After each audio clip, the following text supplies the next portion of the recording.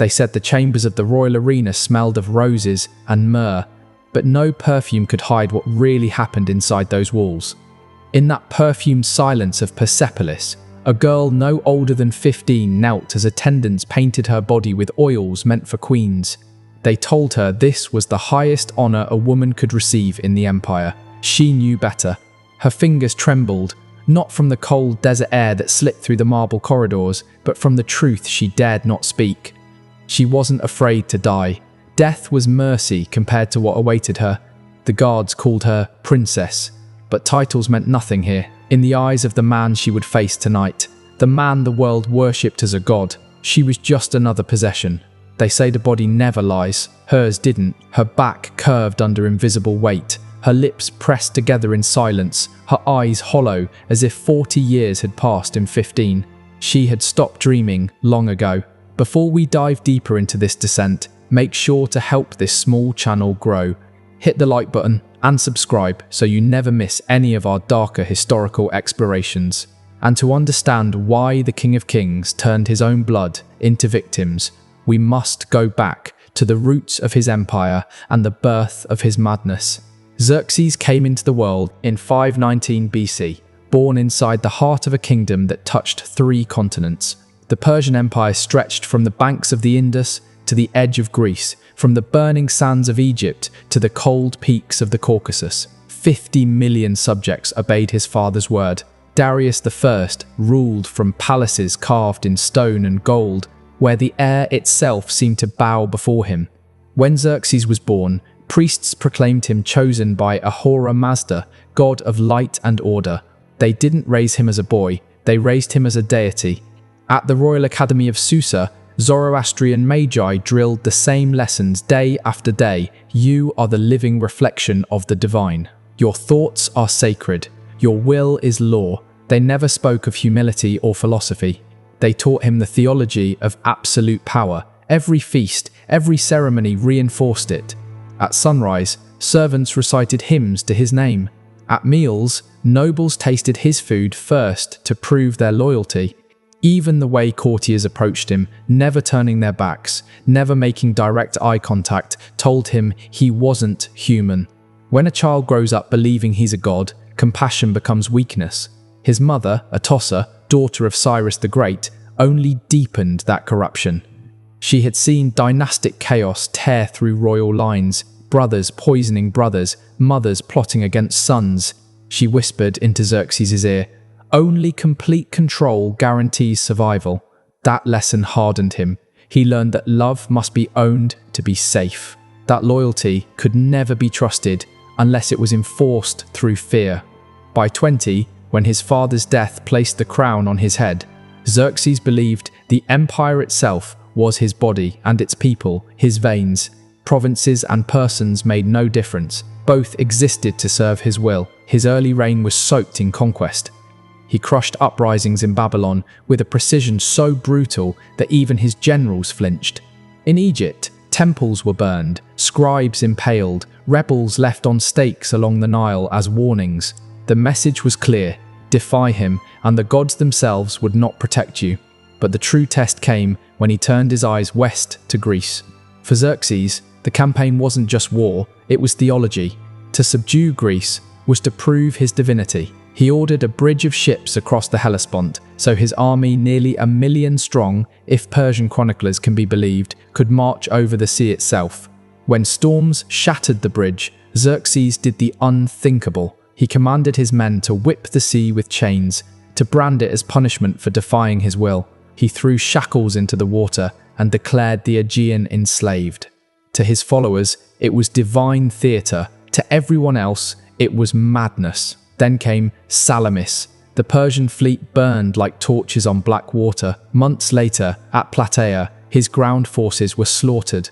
For the first time, the man who called himself immortal tasted failure. And when a god realizes he can bleed, he doesn't become human, he becomes something far worse. Xerxes returned to Persepolis in 479 BC. The triumphal procession stopped. The grand feasts ended. He no longer met foreign emissaries. Courtiers whispered that his eyes had changed, always searching the shadows, as if he expected betrayal at every corner. His orders grew erratic. He executed architects for choosing the wrong shade of tile, had generals flayed alive for questioning him. His empire, once ruled by strategy, now bent to paranoia. But the most disturbing transformation took place behind those 15-meter walls of the imperial arena. What had begun as a dynastic custom, the royal harem mutated into an obsession. Within that walled labyrinth lived 360 official concubines and countless slaves gathered from across the empire, girls from Egypt, Babylon, Lydia, India. Every month, new ones arrived in gilded caravans, chosen not for lineage, but for beauty. The arena was a world of its own, a city inside a prison. Its marble baths shimmered under gold lamps, but its windows were barred. The scent of jasmine masked fear. No woman who entered ever left. Eunuchs guarded the gates, even generals were forbidden entry. Only Xerxes walked freely there, wrapped in silks and silence.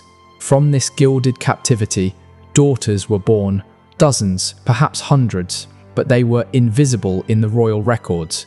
They weren't acknowledged as princesses, had no names carved into stone tablets. They existed as shadows, children of the god king, raised to know their bodies belonged to him. Years later, one of the palace's chief guardians, Mithridates, would whisper to conspirators about what he'd seen inside those walls. His testimony would end Xerxes' reign and stain his legacy forever. He said, "The beginning of the end came in 471 BC, 6 years after Greece humbled the empire. That year, the emperor crossed a line so monstrous that even his closest advisors fell silent. At the center of it was a girl barely 12 years old. Raised under imperial etiquette, she carried herself like nobility. Her eyes were green like polished jade, her hair dark as obsidian, her face eerily reminiscent of her grandmother, Atossa. And that resemblance awakened something in Xerxes that defied reason. Court officials would later call it divine fixation. Others called it insanity. From that moment, the empire's most powerful man began spiraling toward a darkness no priest could bless away. What he did next would make even his enemies pity the royal bloodline of Persia. The encounter was prepared as if the gods themselves required it. Every movement, every breath inside the arena followed the precision of a sacred rite. Servants dressed in white moved silently, their eyes fixed to the floor, repeating gestures learned from generations of obedience. The girl was told she would take part in a divine ceremony, an act of cosmic importance for the empire's balance. No one told her the truth. That night changed the emperor forever. The man who once commanded armies, who dreamed of uniting the known world, never returned from that chamber. What came out instead was something colder.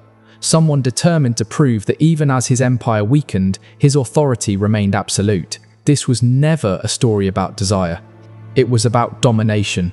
The point where greatness and tyranny fuse so tightly that they devour everything around them. By 468 BC, Xerxes' reign had become a shadow of its former glory. The palace, once a symbol of order and splendor, now pulsed with quiet dread. Inside its walls, a new hierarchy emerged, rigid, cruel, and meticulously bureaucratic.